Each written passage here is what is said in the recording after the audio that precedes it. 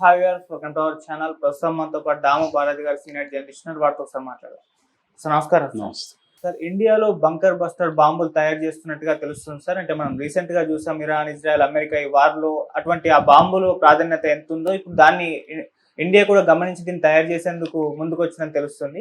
మరి బాంబులు ఎంతవరకు ఉపయోగపడుతుంటాయి? దీన్ని బంకర్ బస్టర్ బాహుబలి బాంబులను కూడా మన దేశంలో పిలుచుకుంటున్నారు. అమెరికాలో ఉన్న బాంబుల కంటే ఇవి ఇంకా ఎక్కువ ఉపయోగపడతాయని కూడా చెప్తున్నారు. ఏంటి వీటికి సంబంధించి ఎటువంటి వివరాలు ఉన్నాయి? ఇరాన్ ఇజ్రాయెల్ వారు దాదాపు 12 రోజులు జరిగింది. ఈ 12 రోజుల్లో దాదాపు చివరి ముందు రోజు అంటే 21వ తేదీ అమెరికా ఇరాన్లో ఉండే 3 న్యూక్లియర్ ఫెసిలిటీస్ మీద బంకర్ బస్టర్ బాంబుల్ని వేసింది.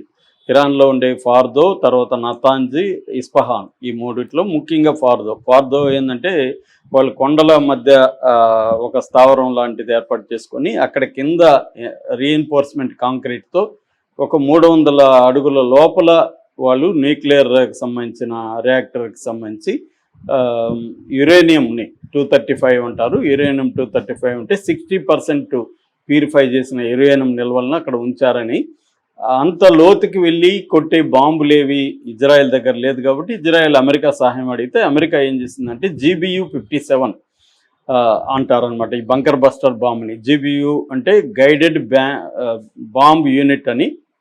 ఈ GBU-57ని B2 దాని ఏమంటారు B2 స్పిరిట్ స్టెల్త్ విమానాల ద్వారా, అంటే ఎప్పుడైనా కూడా బాంబు ఉంటుంది, బాంబుని తీసుకెళ్ళి వేసేదానికి ఒక డెలివరీ సిస్టమ్ ఉండాలి.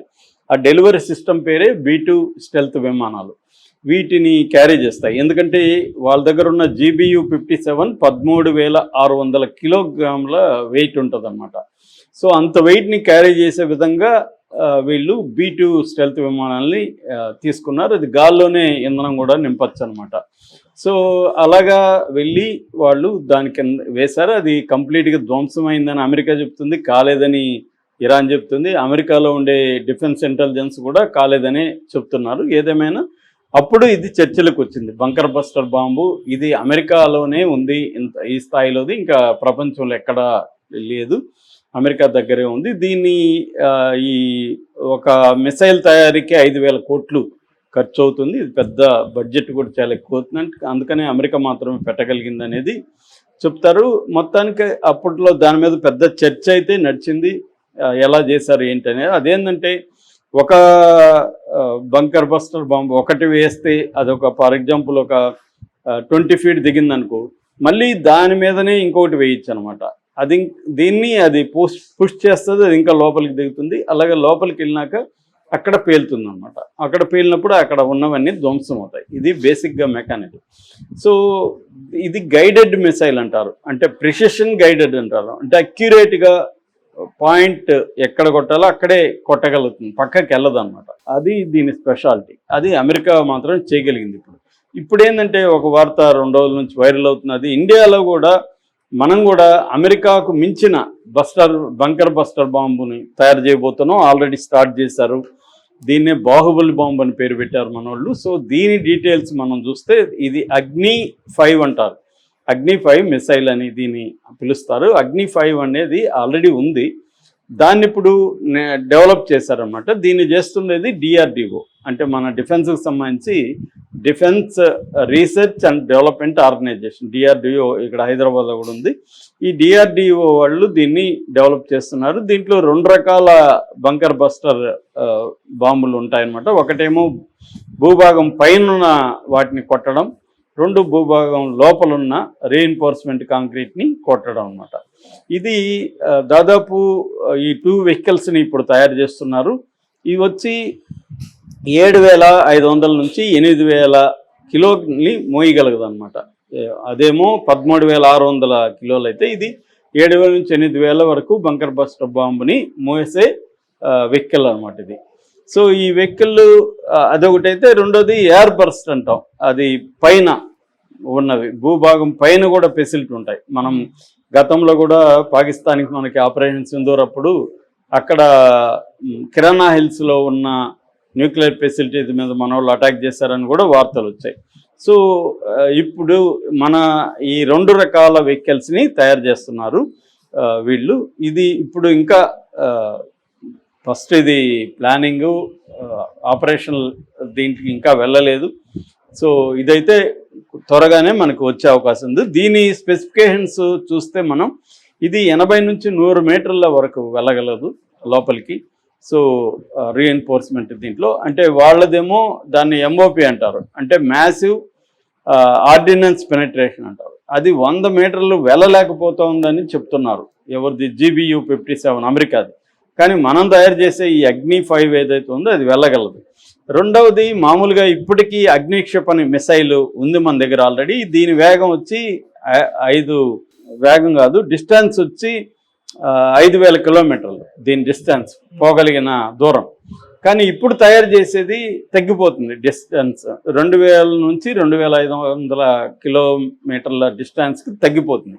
ఎందుకు తగ్గిపోతుందంటే ఇది మోయాలి కదా, 8000 కేజీలు మోయాలి కాబట్టి అంత దూరం ఇది వెళ్ళలేదు. అయితే ఇది మనకు చాలు, ఎందుకంటే మన చైనా పాకిస్తానే మన టార్గెట్లు కాబట్టి 2000 కిలోమీటర్ల దూరంలోనే చైనా అండ్ పాకిస్తాన్ మనకు ఉన్నాయి కాబట్టి ఇది సరిపోతుంది మనకి. రెండవది ఇది అమెరికా కంటే కూడా బెటర్గా ఉంది, ఎందుకంటే ఇది దానికంటే కూడా తక్కువ బరువుతో ఉంటుంది అనమాట.